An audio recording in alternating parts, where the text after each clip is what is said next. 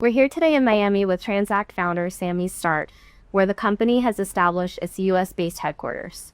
If you're not familiar, Transak is one of the leading Web3 payments infrastructure companies to help users onboard globally through integrations with wallets, exchanges, and dApps. With the US being a hub for the crypto scene, we're here to discuss how the market's looking, why Miami matters, and how Transak is building for the future. Let's start off here in Miami. This is Transak's US-based headquarters. What's it like building here in Miami, and how's the energy, and does it affect the overall market? I love Miami. So firstly, it's just a beautiful place to live. The weather's great. I'm very happy living here. All of my colleagues and friends are very happy here. So that doesn't hurt. I think also it has a great crypto scene. So I'm very connected with crypto people here. Like there's people from Maple Finance, Propi, Paxos, Ripple.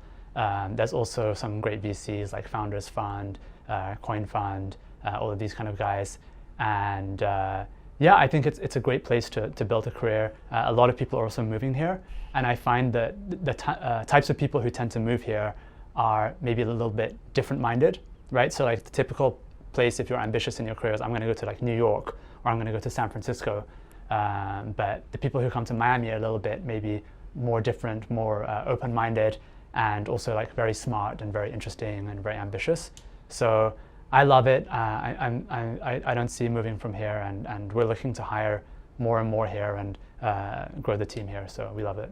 Amazing. That's great to hear. And it's been a while since we last checked in. What's new within the team and with the overall company? So what's new with Transak? So last year was a good year for us. We grew our revenues around 3x in the year. Wow. So quite a healthy growth. Can't complain about that. We're also starting to see a lot of volumes from stablecoins and more like infrastructure type deals.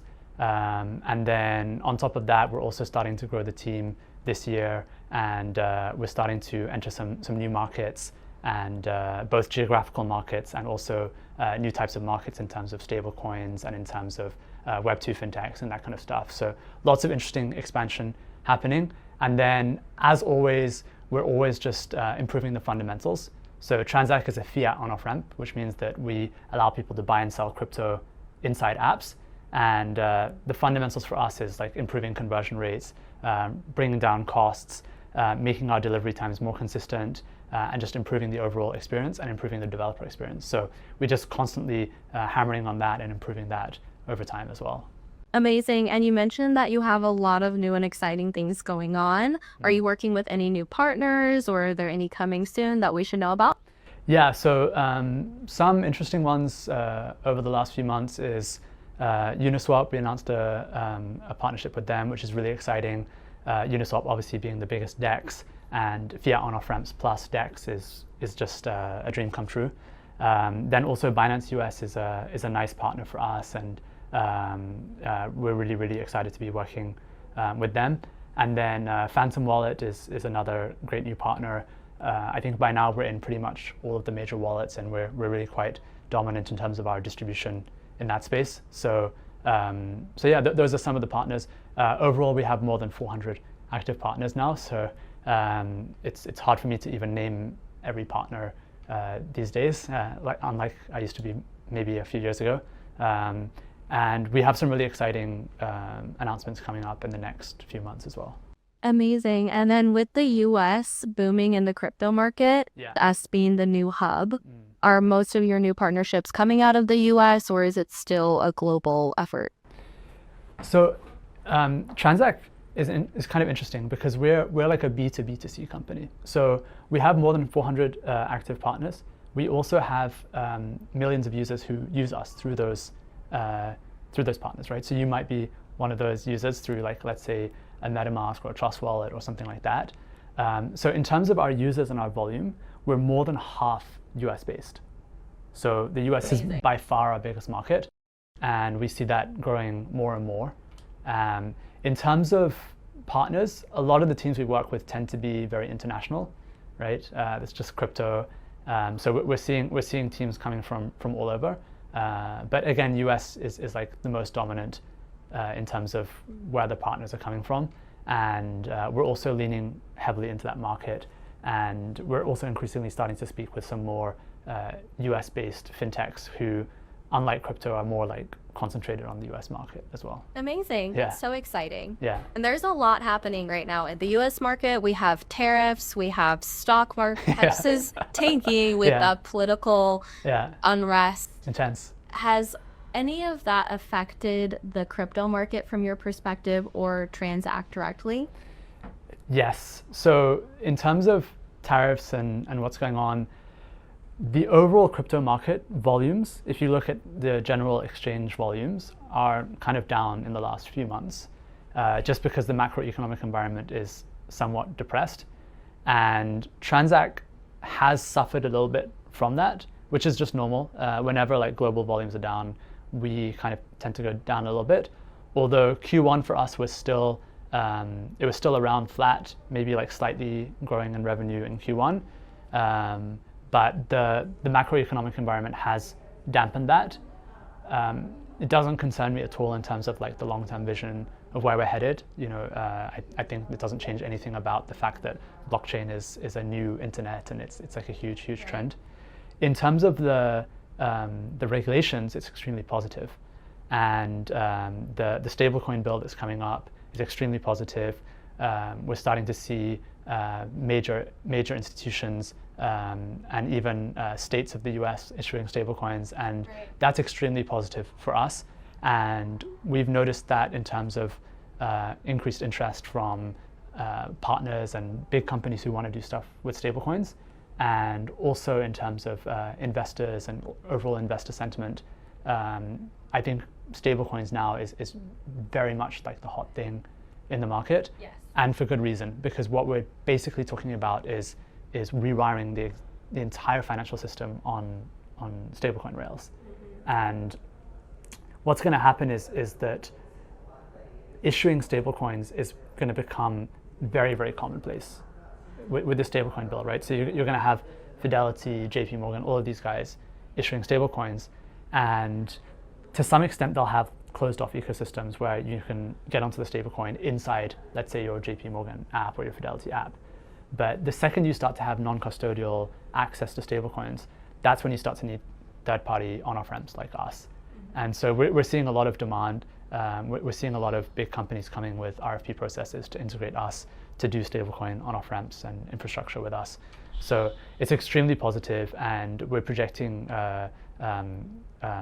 exciting growth for this year based on that. And with the new stablecoin bill and the US election only a few months away, do you see the regulatory landscape becoming easier for the crypto industry along that same path? Yeah, I mean, already we're starting to see banks starting to open up to crypto companies, and that's like the first sign, and that's really where the regulators were doing the choke point on the crypto industry. There was never any like explicit regulation, and we didn't feel any kind of problems from FinCEN or the SEC. I know there are other companies like maybe Consensus or Coinbase who had like SEC lawsuits, but not with Transak, no SEC. We didn't have that. Yeah, knock on wood. Yeah, Knock on wood. Yeah, I don't see that happening now as well. So we didn't really have the issues was mainly with the banks, and we are starting to see the banks open up more now. And I think that the banks are going to want to move fast on this because there's a really big industry for them to capture, and I'm sure their revenue teams want to capture, business from companies like us. And so we're starting to see that open up. And then in the longer run, just clarity around like what is a stablecoin and who can issue them. I think there's a lot of institutional capital and plans that are waiting on the sidelines, and a lot of these big banks and financial institutions in the US are just waiting for clarity before they launch blockchain plans. I think they already have like the teams and the tech in place, and I think once we get this clarity in the regulation, it's when it's going to start to really kick off. And I'm speaking with some of the people in industry, and I can already see those plans happening. So, and we're seeing that already, right? With Chase Bank, for example, they have their own blockchain. If I understand, they have a blockchain infrastructure segment that I think a lot of these banks and institutions have a layer on the back end that maybe isn't publicly or widely distributed, but there is evidence of that being out there. Have you been seeing that more and more up in the banking sphere? Yeah, it's actually pretty insane. So JP Morgan has the Onyx program. HSBC has, I believe they call it Contour. Fidelity has like FDAS, and they all pretty much have the same thing, which is they have like a crypto custody part. They have a permissioned blockchain, meaning that someone has to like KYC and have permission to use that blockchain. And then they typically have some kind of asset like securitization on the blockchain as well, like putting bonds on the blockchain or equities or something like that. They all have like very, very similar programs.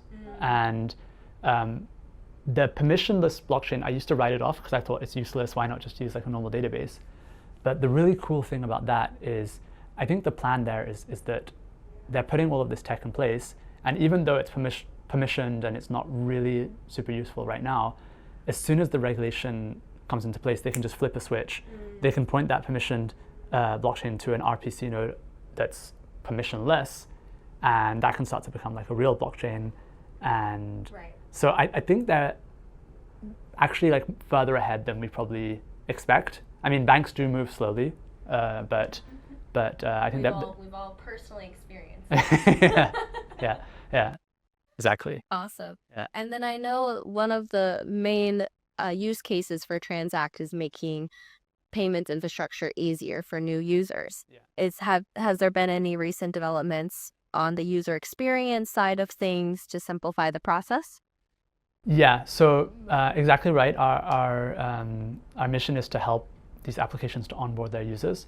And a few things that we've done there. One is we're starting to roll out a feature called KYC sharing.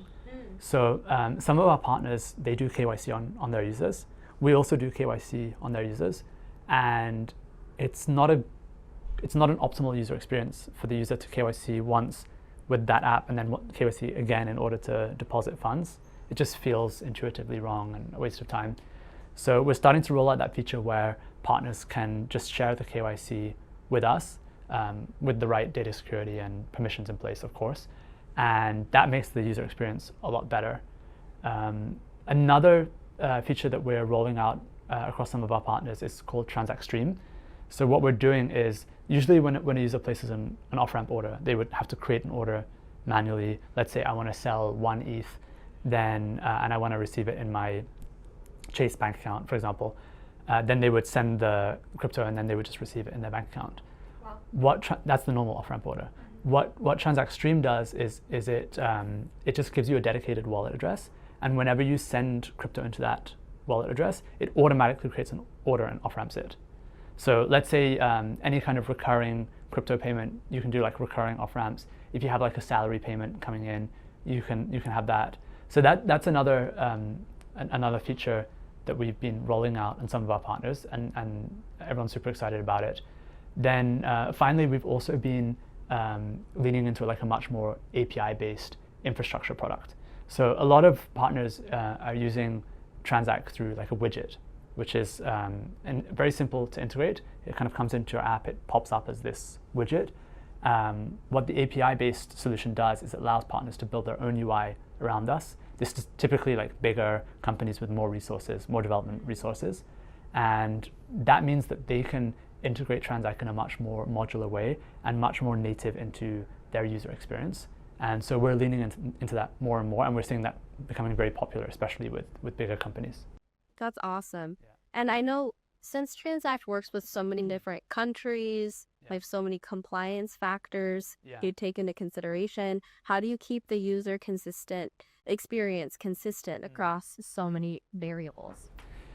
Yeah, the truth is it's actually very difficult to do that. So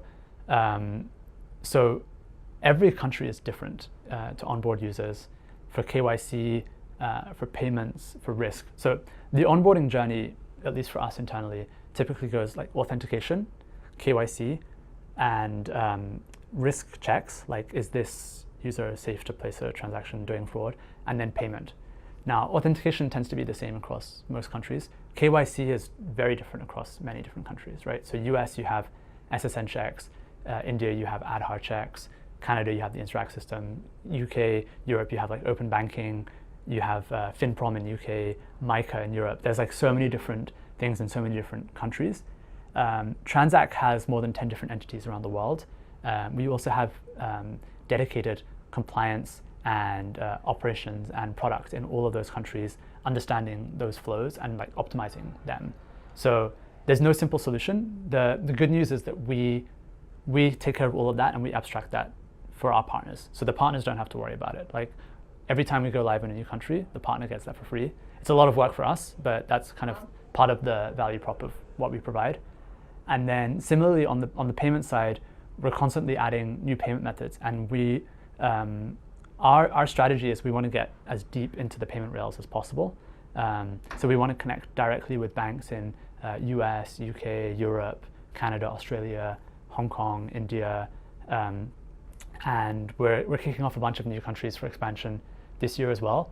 And yeah, and so the payment experience is different in all of those countries. You know, some countries are like pull payment methods, which means that you let the merchant pull the money from your account. So kind of like with a credit card or like an ACH pull, that tends to be very, very different from like a push payment, which would be like, let's say, a wire or an ACH push or a faster payments in the UK or like a SEPA payment. That's where the user like pushes it from their bank account. So those are very different operationally. They have very different like risk profiles in terms of like chargebacks, all of that kind of stuff. So we've built a ton of IP in-house and operations and tech to handle all of that stuff globally.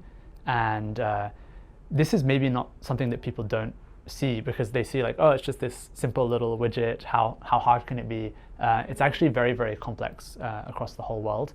Wow. And we take all of that work and then we just compress it down into this very nice and tidy developer experience that people can integrate. Amazing. Yeah. You mentioned a couple issues with the user experience right now, such as having to KYC twice, or maybe being limited with what banks can connect, etc. What's your main user experience issue and what's being done to improve that? I wouldn't say there's one thing. I mean, conversion rate is definitely a metric that we track, but it's a big funnel. And at Transak, we kind of split that down into different teams, and we look at each of those areas separately because it's just too complex to track it all as one thing. On the KYC side, you know, KYC sharing is one of those things.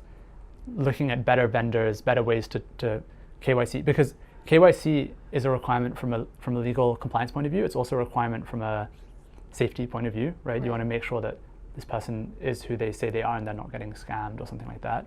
Within those limitations, you want to keep like a risk tolerance, but you want to make the user experience as good as possible. So we're constantly looking at ways to do as much verification without like having the user to fill out a bunch of stuff or do a bunch of clicks. We're trying to compress down that journey on the KYC side. On the payment side, we're constantly trying to compress down the journey. And for example, we just integrated open banking in the UK and Europe to so that the user can connect their bank account instead of having to like pay manually. So we're constantly like adding features like that, but it's like hundreds or thousands of things that we're doing that just keep improving conversion rates by like 1%. And another really cool thing that we're doing in order to improve user experience and improve conversion is this concept of reusable onboarding or reusable identity and payments. So one very cool thing is we have these over 400 active partners who use us. Anytime a Transak user comes from one application to another app, they have all of their KYC and payments ready to go. So they don't have to go through all of that experience again. They can just basically go in just a few clicks and just onboard into that application. So over time, we're starting to see that become a trend where you have just instant access to this catalog of apps in the Transak network. And yeah, in the long run, we would want to embrace decentralization in order to make that more self-sovereign and more like within the Web3 ethos as well. Exciting. Yeah. It's great to hear. Yeah. And as far as with people that are looking to compare Transak to maybe some of your competitors, they're shopping around for on-ramp solutions. Yeah. What would you say sets Transak apart? Yeah, so I think there's two sets of competitors that we have. On the one end, you have like the widget-based on-ramps. So you have like your Banksers and MoonPays and Ramps and those kind of guys. I would say what sets us apart from them is that we have a much more infrastructure-based integration, much more flexible APIs, much more white-labeled integration experience, and our product is a lot more modular. So like an on-ramp widget, it just does one thing, which is like, I'm going to buy crypto. Our developer experience is a lot more flexible in the sense that you can customize how is the authentication done, how is the KYC done, how is the risk checks done, and there's a lot of information that can be shared both ways between the partner and Transak, which makes it much more of a holistic onboarding tool for the partner, and it allows us to support a much wider range of use cases. So let's say like remittance, neobanks, wallets, exchanges, fintechs, RWAs, DeFi, all of that kind of stuff. It makes our products much more flexible. On the other end, there are these kind of stablecoin infrastructure providers, like let's say like a Bridge or a Zero Hash or a there's new ones popping up all the time these days. What sets us apart from these guys is we tend to have a much wider range of payment methods, like geographical coverage. So a lot of these guys, they just have like ACH and wire in the US. We have cards, Apple Pay, and different local payment methods in lots of different countries around the world, which a lot of the infrastructure providers don't have. And then on top of that, a lot of these like infrastructure providers, they don't have out-of-the-box KYC solutions, so they require the partner to like do some of their own KYC operations and in-house operations, which in a lot of cases is not suitable, or like the partner doesn't want to touch that data for some reason. So we're sitting somewhere in the middle where we have very like flexible and modular APIs, but also like an out-of-the-box solution that can do the end-to-end onboarding journey. And since we're here in Miami, have you seen crypto payments becoming more mainstream? Or do you mostly have Web3 type users onboarding to the platform now? We're starting to see that direction. So, I mean, stablecoin payments is already big. And I believe like the stablecoin volume already exceeds like Visa's volume. So there is significant volume on stablecoin networks. And there's over 200 billion of market cap on stablecoins now. So it's definitely becoming mainstream. Like if stablecoins was a fintech startup, it would be like probably the fastest growing fintech startup ever. Right. So it's definitely getting adoption. Having said that, I would say we're really starting to see this year. We're really in active deals at the moment with both like Web3 crypto applications who are starting to look a lot more like Web2 applications, in the sense that you kind of feel like I'm like depositing fiat and I'm just earning interest or making payments or that kind of stuff. So the Web3 applications we have a few deals that we're going to announce in the next few months where it's really going to start to feel more like a Web2 application. And then on the other end, we're starting to also have conversations with Web2 companies, like big famous Web2 companies that you would definitely know, and they're also starting to use like stablecoin infrastructure, and obviously they would still feel like a normal Web2 app. And the theme that we're seeing this year is that blockchain starts to become a back-end infrastructure technology and not a front-end consumer technology. So what I don't see people starting to generally like use crypto and talk about using crypto as consumers, right? That might be common among people like you and me who are like in the industry, but general people, I just don't see that happening this year. What we really do see happening is companies starting to embrace blockchain and stablecoins as part of their backend infrastructure. In the same way that you might leverage AI to make your company better, people are leveraging blockchain to make their company better, and it makes total sense, and it 100% will happen. Have you noticed any in Miami, like living in Miami and being here, have you noticed personally any flexibility with crypto payments at all here? Um, I wouldn't say that it's something that I feel like a particularly noteworthy change in consumer behavior. I would say like the big thing that I'm noticing is more on the B2B side. So we're seeing a lot more interest from companies to embrace blockchain technologies. The consumer side, I mean, I don't think consumers really wake up in the morning thinking like, I want to use a blockchain app. They just want to solve their problems, right? I want to remit money internationally. I want to earn some return on my idle funds, that kind of stuff. So yeah, if I'm paying with crypto, it typically tends to be with like my crypto friends, right? Absolutely. Yeah. I know we have some Bitcoin ATMs and Yeah, yeah. our markets and so forth here, but I don't think that Less common. It's much more B2B. Much more B2B. Yeah. amazing. Yeah. And as the lines blur between crypto and traditional finance, Yeah. how do you see Transact extending over the next couple of years? So what I see is that blockchain is going to become a back-end infrastructure technology, not a front-end consumer technology, and companies are going to use these rails in order to make themselves better in the back end, but they're going to present a normal Web2 interface to the user, right? So the normal experience of like signing up, KYCing, depositing using like an ACH or like a SEPA or something like that, and that will be powered by fiat on-off ramps, by Transak, and the direction that we're headed is that we're making our product much more modular and white labeled so that it can meet a much wider range of use cases, so that we're much more flexible on how we're doing authentication, we're much more flexible on how we're doing KYC, on how we're doing risk checks, and then also expanding internationally into a much wider range of geographical payment methods. So we're investing heavily into that. And the long-term vision is that any application can onboard users in most of the major countries where they would want to be in one click. Because the user has already onboarded with Transact, they have their KYC, their payment methods set up. We would have that wide user coverage and country coverage, and we would just enable these applications to onboard with one click. So you could like sign up to, let's say, an investing app, and because you're an existing Transact user, you would have all of your KYC payments ready, and that investing app would be using stablecoins in the back end.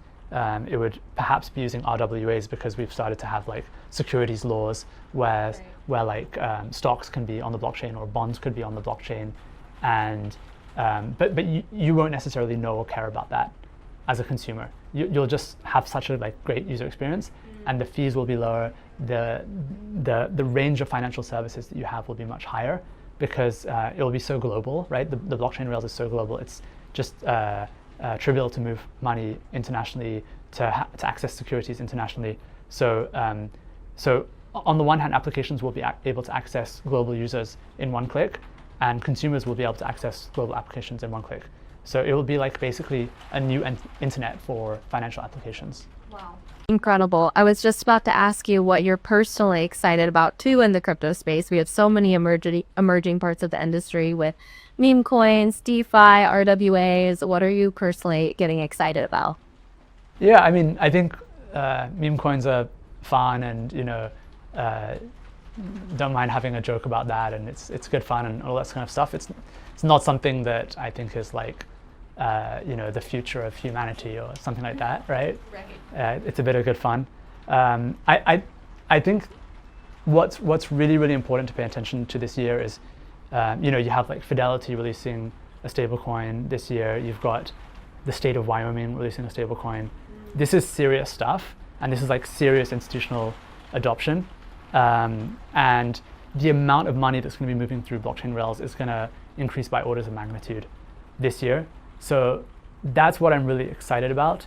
The other stuff, it's kind of fun, and I like to kind of follow it and see what's going on. But I think that the movement of existing financial products, such as the US dollar, such as stocks, such as bonds, moving that onto blockchain rails and having real usage of that where it's actually legal and compliant, and this is the big thing for me. This is what I'm really excited about. This is what gets me like fired up in the morning. Incredible. Amazing. Any final thoughts for our audience today? Move to Miami and come be happy and enjoy the crypto scene out here. Thank you so much for your time, Sami. Yeah. Appreciate you. Yeah, same here. Moving to Miami, bringing more of the crypto ecosystem to the sunny city of Miami. Yeah. So really appreciate your time today. Thank you so much. Thank you. And please like, follow, subscribe, and follow Sami on his journey on LinkedIn. Go and follow all the Transak accounts as well for more exciting announcements coming soon. Thank you.